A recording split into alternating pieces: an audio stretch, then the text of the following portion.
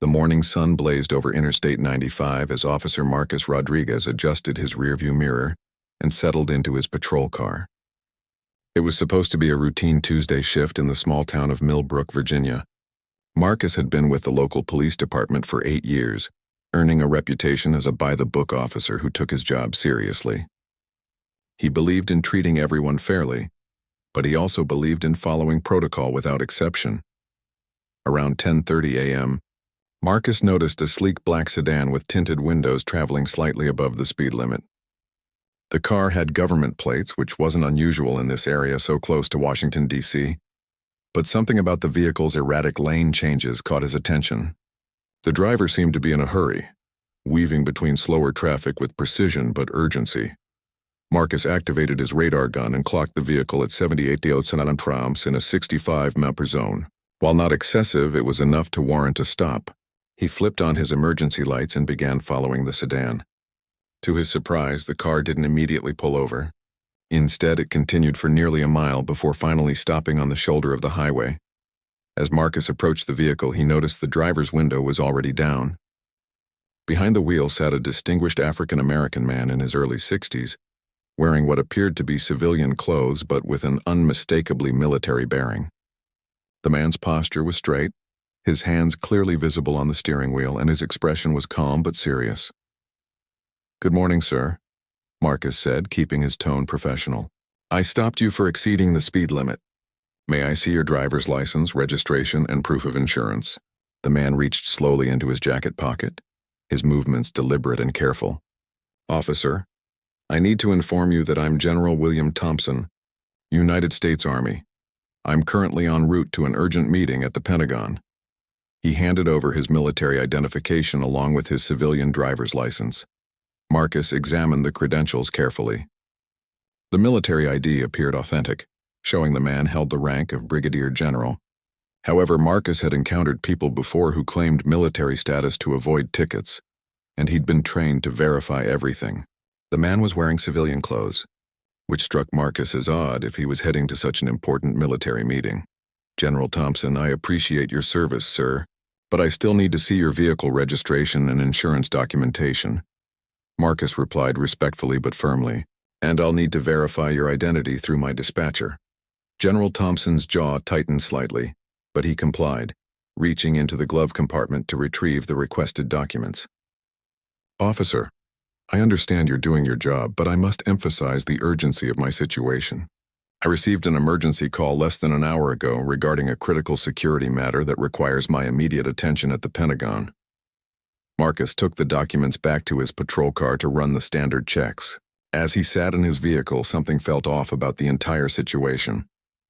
The general's story seemed plausible enough, but Marcus had learned to trust his instincts. Military personnel typically traveled in official vehicles or with proper escort when dealing with emergency situations. This man was alone in a personal vehicle and seemed unusually nervous for someone of such high rank. The radio crackled as dispatch confirmed that the vehicle registration was valid and belonged to William Thompson at the address listed on his driver's license. However, when Marcus requested verification of General Thompson's military status and current assignment, the response was more complicated. The dispatcher informed him that military personnel verification would require contact with the appropriate military authorities, which could take time.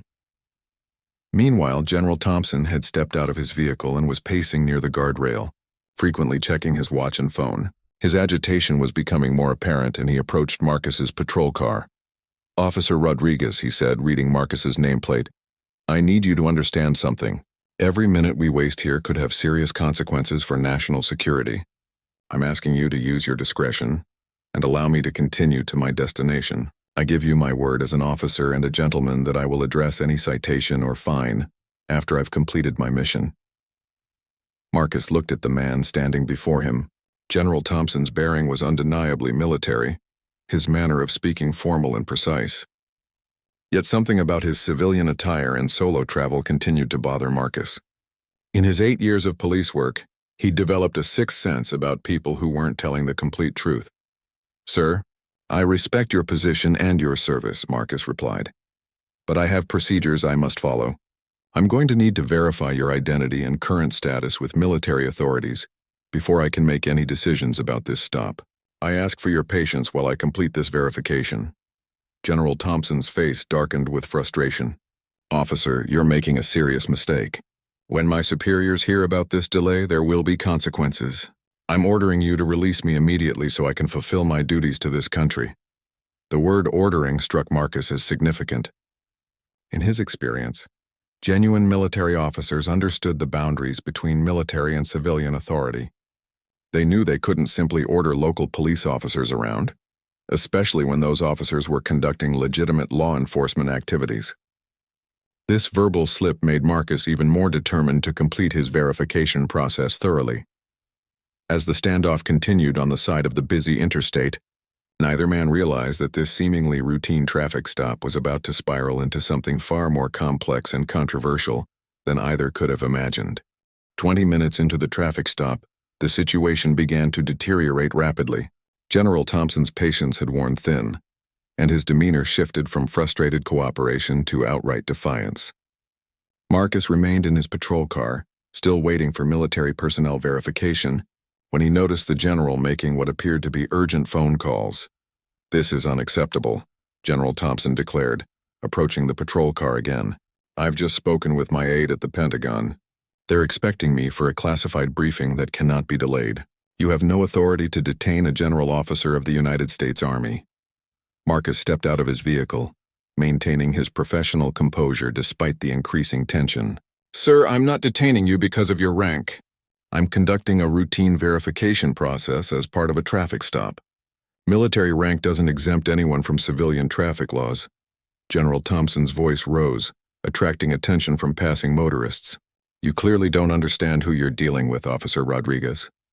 I command thousands of soldiers. I've served this country for over 30 years. Your little traffic stop is jeopardizing national security, and I will not tolerate it any longer." The general began walking back toward his vehicle, dismissing Marcus with a wave of his hand. "I'm leaving now. Send me whatever citation you want through the mail. Sir, I need you to return to your vehicle and wait for the verification process to complete," Marcus called out firmly. "If you attempt to leave before this stop is concluded, I'll have no choice but to arrest you for failure to comply with a lawful order." General Thompson stopped in his tracks and turned around, his face flushed with anger.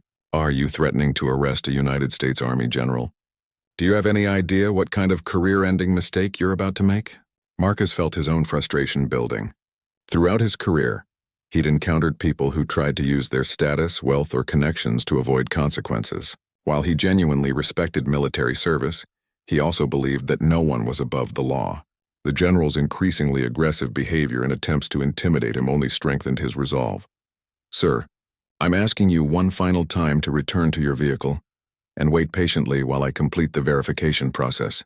Your rank and service record are irrelevant to this traffic stop. You were speeding, and I'm following standard procedures." General Thompson took a step closer to Marcus, his voice dropping to a menacing whisper. "You have no idea who you're messing with, boy. When this is over, I'll make sure you regret every second of this encounter. I have connections that reach far beyond your small-town police department." The racial undertone in the general's use of the word boy wasn't lost on Marcus, who was Hispanic but had faced similar language before. Combined with the veiled threats about his career, Marcus realized the situation had crossed a line from mere frustration into attempted intimidation and possibly criminal behavior. "General Thompson, you're now under arrest for disorderly conduct and failure to comply with lawful orders," Marcus announced, reaching for his handcuffs. "You have the right to remain silent. Anything you say can and will be used against you in a court of law." The general's eyes widened in shock and disbelief. "You cannot arrest me. This is outrageous. I demand to speak to your supervisor immediately."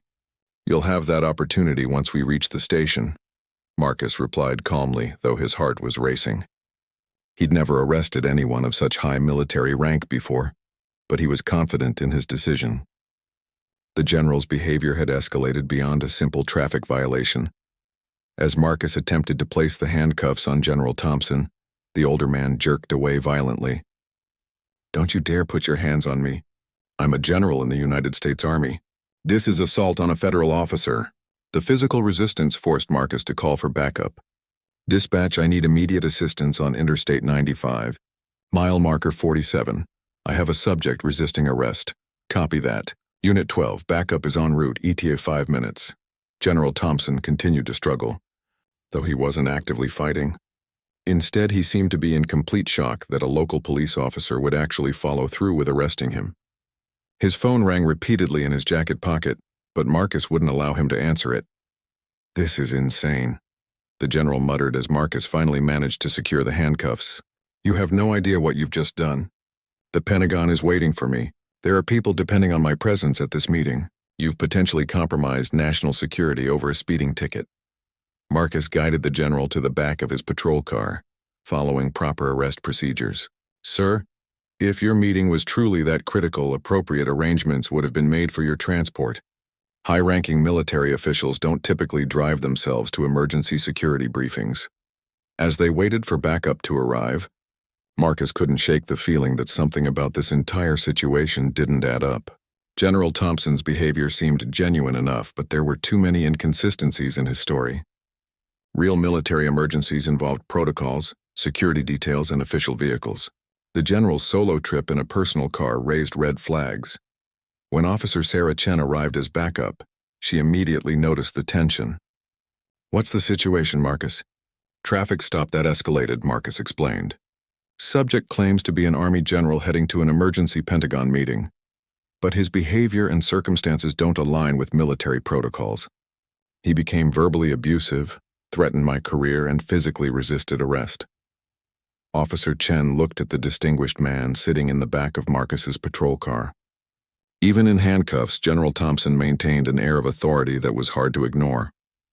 "Have you verified his identity?" "Still waiting on military verification," Marcus replied. "His civilian documents check out, but something feels wrong about this whole scenario."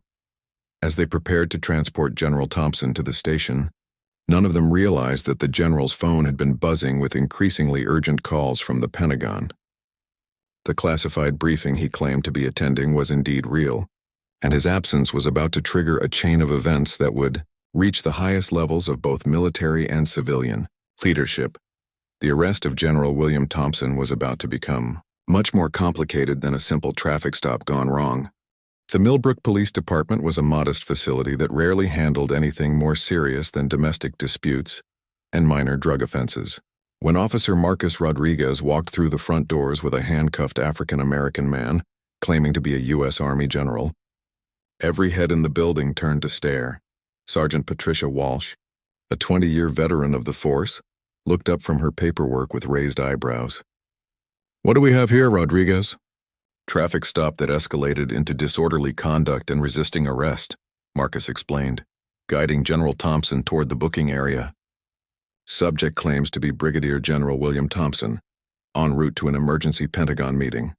General Thompson's voice carried across the small station. "Sergeant Walsh, I demand to speak with your chief immediately. This officer has made a catastrophic error that could have national security implications." Sergeant Walsh studied the distinguished prisoner carefully. Despite being handcuffed and clearly agitated, the man carried himself with unmistakable military bearing. His speech patterns, posture, and even his way of addressing her by rank suggested genuine military training. "Chief Morrison is in a meeting with the mayor," she told General Thompson. "He'll be back within the hour. Until then, we need to complete the booking process." "You don't understand," General Thompson insisted. "Every minute I'm delayed here increases the risk to sensitive operations. I have a security clearance that requires me to be at the Pentagon for a crisis briefing. My absence has already been noted, and there will be serious consequences for everyone involved in this debacle." Marcus began the standard booking procedures, but he found himself questioning his decision for the first time. The general's knowledge of military protocols seemed authentic, and his concern about the Pentagon meeting appeared genuine rather than fabricated. However, Marcus reminded himself that the man had been speeding, had become verbally abusive, and had physically resisted arrest. Officer Jenny Martinez, who worked the front desk, approached Sergeant Walsh quietly. "Patricia, we've got calls coming in. Someone asking about whether we've arrested a General Thompson." They wouldn't identify themselves, but they sounded official. Sergeant Walsh frowned. "What kind of calls?" "Two so far. both asking for confirmation of an arrest and demanding immediate access to the prisoner. One claimed to be from the Pentagon, but I followed protocol and told them to submit official requests through proper channels. The implications of this information began to sink in. If General Thompson was telling the truth about his identity and mission, the Millbrook Police Department might have inadvertently interfered with legitimate military operations. However, if he was lying or exaggerating, they could be dealing with someone impersonating a military officer. Chief Morrison returned to the station earlier than expected, having received an urgent call during his meeting. He was a practical man in his 50s, who had built his career on careful decision-making and avoiding unnecessary controversy. The last thing he wanted was a conflict with federal authorities. "Rodriguez, my office now," Chief Morrison called out. "Bring the file on this arrest." In the privacy of his office, Chief Morrison listened as Marcus recounted the entire incident. He could see that his officer had followed proper procedures, but he also recognized the potential for this situation to spiral beyond their control. "Marcus, I need you to understand something," the chief said carefully. "If this man is really a general, and if he was really heading to an emergency briefing, we could be looking at a significant problem. On the other hand, if he's lying about his status, we've got someone impersonating a military officer, which is a federal crime.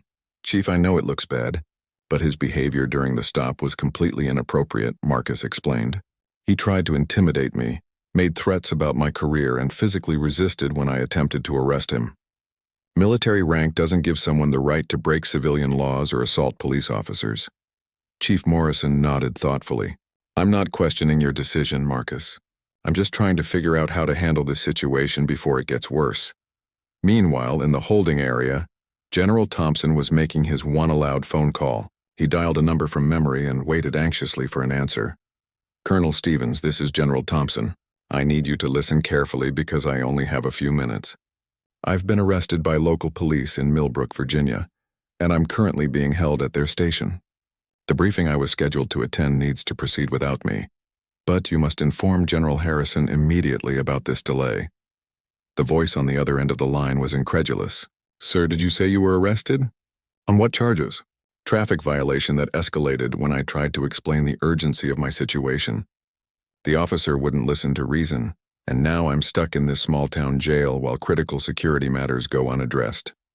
General, I'll contact our legal team immediately and get you released." "This is completely unacceptable. Stevens, I need you to be diplomatic about this. Don't steamroll these local officers. They think they're doing their job, even if they're being incredibly short-sighted. But do make it clear that my presence at the Pentagon is required for national security reasons." After ending the call, General Thompson sat in the holding cell, reflecting on how quickly the morning had gone wrong. He had been rushing to the Pentagon because of credible intelligence about a potential terrorist threat that required immediate coordination between multiple agencies. His expertise in Middle Eastern operations made him essential to the briefing. Back in the main station area, Sergeant Walsh was fielding increasingly frequent phone calls. Military personnel, Pentagon officials, and even someone claiming to represent the Joint Chiefs of Staff were all demanding information about General Thompson's arrest and immediate access to him. "Chief Morrison," she called out, "I think you need to take some of these calls. They're getting more insistent, and some of these people sound like they have serious authority." Chief Morrison emerged from his office, understanding that his small police department was about to become the center of a much larger storm. The question was whether they had arrested a genuine general whose detention was interfering with national security, or whether they had uncovered an elaborate fraud involving someone impersonating a high-ranking military officer. Either way, the next few hours would determine whether Officer Marcus Rodriguez had made a career-defining good arrest or a career-ending mistake. The phone in Chief Morrison's office began ringing again, and this time the caller identification showed Pentagon, official business. Chief Morrison stared at his office phone as it continued to ring, the display clearly showing Pentagon official business. He had been a police officer for over 25 years, but he had never received a call from the Pentagon. His hand hesitated over the receiver as he considered the implications of whatever conversation was about to take place. "Chief Morrison." "Millbrook Police Department," he answered. trying to keep his voice steady and professional. Chief Morrison, this is Colonel Sarah Stevens, aide to General William Thompson. I'm calling to verify that you have General Thompson in custody and to arrange for his immediate release. The voice was crisp, authoritative, and unmistakably military in its precision. Chief Morrison felt his stomach drop as the reality of the situation began to crystallize. Colonel Stevens, I can confirm that we have a William Thompson in custody, following a traffic stop that resulted in charges of disorderly conduct and resisting arrest. However, I cannot discuss details or arrange any release without proper verification of your identity and authority. Chief Morrison, I'm going to transfer you to General Harrison's office. General Thompson was scheduled for a critical briefing regarding Operation Desert Shield, a classified security matter involving potential threats to U.S. installations overseas. His absence from this briefing is creating serious operational difficulties. Before Chief Morrison could respond, the line went silent and then reconnected. A new voice came on the line, older and carrying even more authority.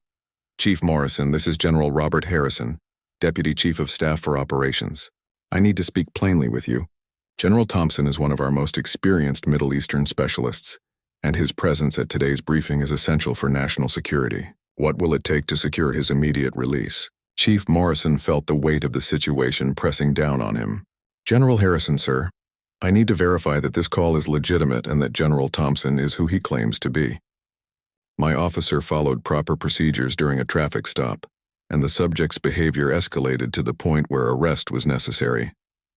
I understand your officer was doing his job, Chief Morrison. However, General Thompson was responding to an emergency summons to the Pentagon. When military personnel receive urgent orders, especially regarding national security matters, they sometimes appear rushed or stressed to civilian observers. The general's tone softened slightly. I'm going to have my aide fax you General Thompson's official military records and current assignment orders.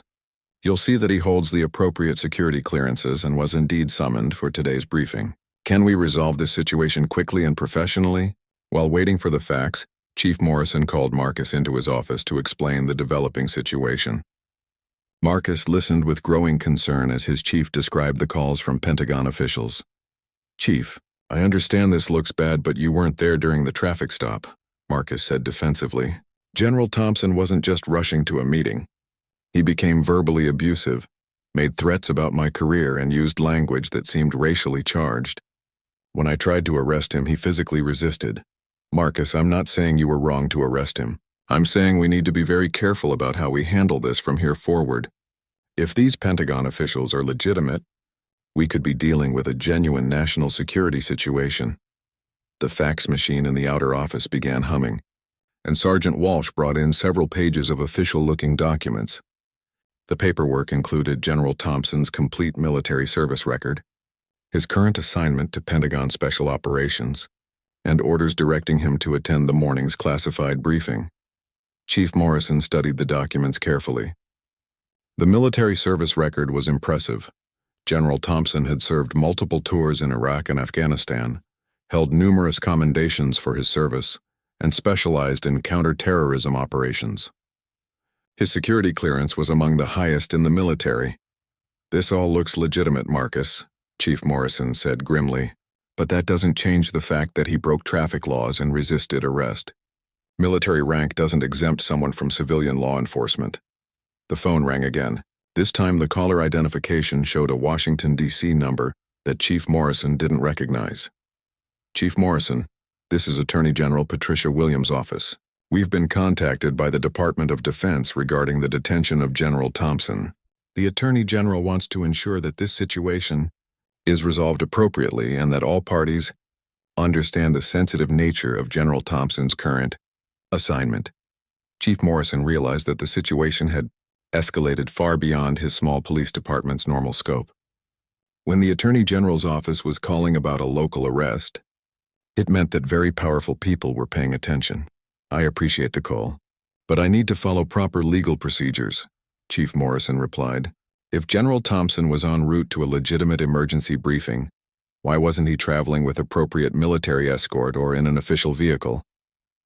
Chief Morrison, that's an excellent question, and it touches on operational security concerns. General Thompson was traveling alone precisely because his mission required discretion. Multiple vehicles or military escorts would have attracted unwanted attention to a classified operation. After ending the call, Chief Morrison walked out to the holding area where General Thompson was waiting. The general looked up as the chief approached, his expression a mixture of frustration and resignation. "General Thompson, I've spoken with several officials who confirm your identity and mission. However, I need to understand why you handled the traffic stop the way you did. My officer says you became threatening and physically resisted arrest." General Thompson sighed deeply. "Chief Morrison, I've been serving this country for 32 years. When I received the emergency call this morning about a credible terrorist threat, my only focus was getting to the Pentagon as quickly as possible. I wasn't thinking about traffic laws or proper procedures." He paused, looking genuinely remorseful. "When your officer stopped me, I was frustrated because I knew that every minute of delay could potentially cost lives. I admit that I handled the situation poorly. I let my urgency override my judgment, and I said things I shouldn't have said. What about the physical resistance? I was shocked that he was actually going to arrest me. In 32 years of military service, I've never been arrested. When he reached for the handcuffs, I instinctively pulled away. It wasn't a deliberate attempt to assault an officer. It was just disbelief that the situation had escalated that far." Chief Morrison found himself believing General Thompson's explanation. The man's demeanor had changed significantly from the defiant prisoner who had arrived at the station to someone who seemed genuinely concerned about the consequences of his actions. "General, I'm willing to work with Pentagon officials to resolve this situation, but I need assurances that if we release you, you'll appear in court to address the charges against you. Chief Morrison, you have my word as an officer and a gentleman. I'll take full responsibility for my actions during the traffic stop, and I'll ensure that any legal proceedings are handled appropriately." As Chief Morrison prepared to make the phone call that would likely result in General Thompson's release, he couldn't help but wonder if his small police department had just stumbled into the middle of something much larger and more complex than anyone had anticipated. Within 30 minutes of Chief Morrison's decision to cooperate with Pentagon officials, the small Millbrook police station was transformed into something resembling a military command center. 2 black SUVs with government plates pulled into the parking lot, followed by a car carrying what appeared to be federal attorneys. Colonel Sarah Stevens entered the station first, her bearing unmistakably military, despite her civilian business suit. She was followed by a tall man in an expensive suit who introduced himself as David Martinez, a Defense Department legal counsel. "Chief Morrison, I'm Colonel Stevens." "We spoke on the phone," she said, extending her hand. "I want to thank you for your cooperation in resolving this situation. I hope we can handle General Thompson's release quickly so he can fulfill his duties." Marcus watched from across the room as these obviously important people discussed his arrest. He still felt confident that he had acted appropriately, but the magnitude of attention this case was receiving made him question whether there were aspects of the situation he hadn't fully understood. "David." Martinez approached Chief Morrison with a folder of documents. "Chief, we've prepared the necessary paperwork for General Thompson's release on his own recognizance. We understand that charges were filed, and we're prepared to work with your district attorney to ensure that all legal requirements are met." "I appreciate that, Mr. Martinez, but I need to understand something," Chief Morrison replied. "If this briefing was so critical, why didn't the Pentagon provide appropriate security or transportation for General Thompson? My officer's concerns about the unusual circumstances seem legitimate." Colonel Stevens exchanged a glance with Martinez before answering. "Chief Morrison, that's a fair question, and I can provide some context without compromising operational security. General Thompson's expertise was needed for a time-sensitive intelligence briefing. The rapid deployment was intentional to avoid drawing attention to the meeting." She paused, choosing her words carefully. "Sometimes our most experienced officers travel discreetly to maintain operational security. Military convoys or official vehicles can signal to hostile intelligence services that something significant is happening." As they talked, General Thompson was brought from the holding area. His appearance had been restored to military standards, and his bearing was once again that of a senior officer. However, there was a noticeable change in his demeanor from the angry, frustrated man who had been arrested hours earlier. "Officer Rodriguez," General Thompson said, approaching Marcus directly, "I owe you an apology. My behavior during the traffic stop was inappropriate and unprofessional. You were doing your job, and I allowed my stress about the situation to affect my judgment. Marcus was surprised by the general's direct approach and obvious sincerity. Sir, I appreciate that. I was just following standard procedures. You were doing exactly what you should have been doing, General Thompson continued. In hindsight, I should have remained calm and allowed you to complete your verification process. My urgency about the briefing doesn't excuse my behavior toward you. Colonel Stevens interrupted the conversation. General Thompson, we need to get you to the Pentagon immediately. The briefing has been delayed, but the intelligence we're discussing is time-sensitive. As General Thompson prepared to leave, David Martinez handed Chief Morrison a business card. Chief, the Defense Department appreciates your professionalism in handling this situation. If you need any assistance with the legal proceedings or if questions arise, please contact me directly. Chief Morrison watched as the small convoy of vehicles prepared to leave his parking lot. Mr. Martinez, I have to ask, what kind of briefing was so urgent that it warranted all this attention? Martinez looked at Colonel Stevens, who nodded slightly. Chief Morrison, without compromising operational details, I can tell you that we received credible intelligence about a potential terrorist attack on U.S. military installations overseas. General Thompson's expertise in Middle Eastern operations made his input essential for developing an appropriate response. The weight of this revelation settled over the police station. Marcus realized that his routine traffic stop had potentially delayed a critical national security briefing. However, he also understood that he couldn't have known the true nature of General Thompson's mission without proper verification. After the Pentagon officials left with General Thompson, the police station seemed strangely quiet. Sergeant Walsh was fielding calls from local and national media outlets who had somehow learned about the arrest of a high-ranking military officer. Chief, we've got reporters calling from Washington, D.C., and even CNN wants to interview Officer Rodriguez, she reported.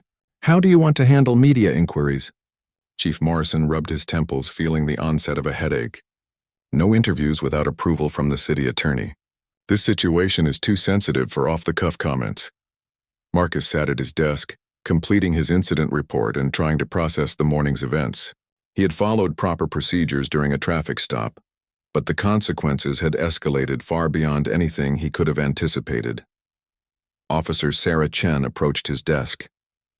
Marcus, you okay? That was pretty intense. I keep wondering if I should have handled it differently, Marcus admitted. Maybe if I had been more flexible about the verification process or if I had tried harder to understand his situation. Marcus, you couldn't have known, Chen replied. The general himself admitted that his behavior was inappropriate. You followed protocol, and that's exactly what you're supposed to do. Meanwhile, at the Pentagon, General Thompson was finally participating in the delayed briefing. The intelligence concerned a coordinated attack plan targeting U.S. military bases in 3 different countries. His expertise in regional security dynamics was indeed critical for developing an effective response strategy. During a break in the briefing, General Thompson reflected on the morning's events. He realized that his frustration about the delay had caused him to treat Officer Rodriguez unfairly. The young officer had been professional and thorough, exactly the kind of law enforcement behavior that General Thompson would have expected and appreciated under different circumstances. Colonel Stevens found him during the break. General, how do you want to handle the follow-up with the Millbrook Police Department? I want to do the right thing, Sarah, General Thompson replied. Officer Rodriguez was doing his job professionally and I behaved poorly. I'll appear in court as promised and I'll take responsibility for my actions during the traffic stop. Sir, the legal department thinks they can get the charges dismissed based on the circumstances of your mission. General Thompson shook his head. That's not the point, Colonel. I broke the law by speeding, and I was disrespectful to a police officer who was doing his duty. Military rank doesn't place me above civilian law, and it certainly doesn't excuse poor behavior. As the day ended, both Officer Marcus Rodriguez and General William Thompson were left to contemplate how a routine traffic stop had revealed important truths about duty, respect, and the complex relationship between military and civilian authority in American society. 3 weeks later, the Millbrook County Courthouse was busier than usual. Word had spread throughout the small Virginia town that a U.S. Army general would be appearing in court to answer charges stemming from his arrest by local police. Media vans lined the street outside the courthouse, and reporters from major news networks waited for what they expected to be a significant story about military privilege and civilian law enforcement. Officer Marcus Rodriguez sat in the front row of the courtroom, wearing his dress uniform and trying to ignore the cameras and reporters. He had spent the past 3 weeks dealing with media attention he never wanted, and questions about whether he had acted appropriately during the traffic stop. Some commentators had praised him for treating everyone equally under the law, while others criticized him for failing to show proper deference to a high-ranking military officer. General William Thompson entered the courtroom precisely at the scheduled time, accompanied by his military attorney and David Martinez from the Defense Department. However, he had also requested that his civilian attorney be present, indicating his intention to take the proceedings seriously rather than seeking special treatment. Judge Patricia Collins called the court to order and reviewed the charges. Speeding, disorderly conduct, and resisting arrest. The case had attracted attention far beyond the usual scope of traffic violations, but Judge Collins was determined to treat it like any other case in her courtroom. General Thompson, how do you plead to the charges against you? Judge Collins asked. General Thompson stood at attention. Your Honor, I plead guilty to all charges. A murmur ran through the courtroom. Most observers had expected the general to fight the charges or seek some kind of special consideration based on his military status and the circumstances of his mission. General Thompson, are you certain you want to plead guilty? Judge Collins inquired. You have the right to legal counsel and a full trial if you choose. Yes, Your Honor, I am certain, General Thompson replied firmly. I was speeding. I was disrespectful to Officer Rodriguez, and I physically resisted when he attempted to arrest me. These are facts, not matters for debate. Judge Collins looked surprised by the general's straightforward admission. General Thompson, the court recognizes that you were responding to what you believe to be a national security emergency. Would you like to present that as mitigating circumstances? General Thompson exchanged a glance with his attorney, who nodded encouragingly. However, the general shook his head. Your Honor, while it's true that I was responding to an urgent military situation, that doesn't excuse my behavior toward Officer Rodriguez. He was conducting a legitimate traffic stop according to proper procedures. I allowed my stress and frustration to override my judgment and my respect for civilian law enforcement. Marcus felt a complex mix of emotions as he listened to General Thompson's statement. The general's willingness to take full responsibility was both unexpected and deeply respectful. It demonstrated a level of integrity that Marcus found admirable, even given their difficult encounter on the highway. Judge Collins called Officer Rodriguez to the witness stand to provide his account of the traffic stop. Marcus testified clearly and professionally about the events, describing General Thompson's behavior objectively without editorial commentary. Officer Rodriguez, the judge asked, in your 8 years of law enforcement, how would you characterize General Thompson's behavior during the traffic stop? Marcus considered his answer carefully. Your Honor, General Thompson was initially cooperative but became increasingly agitated when I couldn't immediately verify his military status. His frustration was understandable given what I now know about his mission, but his behavior did escalate to a level that required arrest. Did you feel threatened during the encounter? Not physically threatened, Your Honor, but I did feel that he was attempting to intimidate me through his rank and connections. There were also some comments that seemed inappropriate. After Marcus stepped down, General Thompson requested permission to address the court directly. Judge Collins granted the request, and the general stood at the podium facing both the judge and Officer Rodriguez. Your Honor, I want to publicly acknowledge that Officer Rodriguez acted professionally throughout our encounter. He followed proper procedures, treated me with respect despite my inappropriate behavior, and showed remarkable restraint when I became difficult. General Thompson turned to face Marcus directly. Officer Rodriguez, I owe you a sincere apology. You were doing your job exactly as you should have been doing it. My urgency about the military briefing was not your responsibility, and it certainly didn't justify my attempt to intimidate you or my disrespectful comments. The courtroom was silent as the general continued. In 32 years of military service, I've always taught my soldiers that integrity and respect for others are fundamental values. During our encounter, I failed to live up to those values, and I'm embarrassed by my behavior. Judge Collins considered the unusual circumstances of the case. General Thompson, the court appreciates your honesty and your willingness to take responsibility for your actions.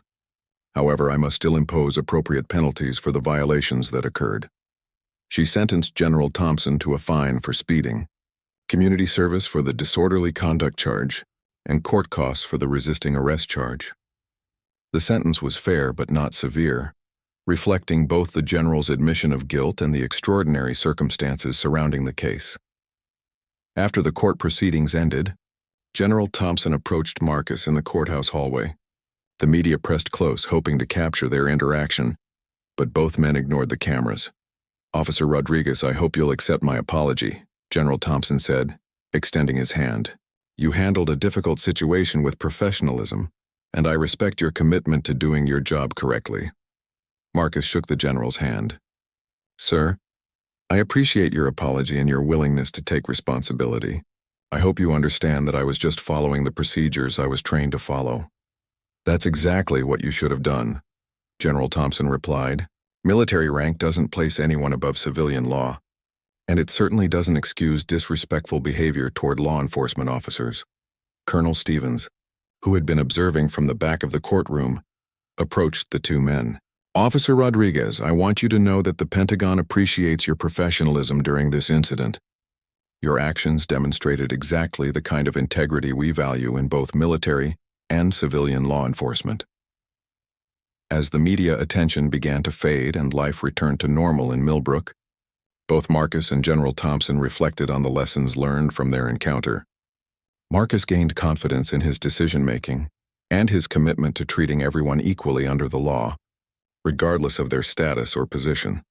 General Thompson used the incident as a teaching moment for junior officers, emphasizing that military rank carries with it additional responsibilities for respectful behavior, not exemptions from civilian law.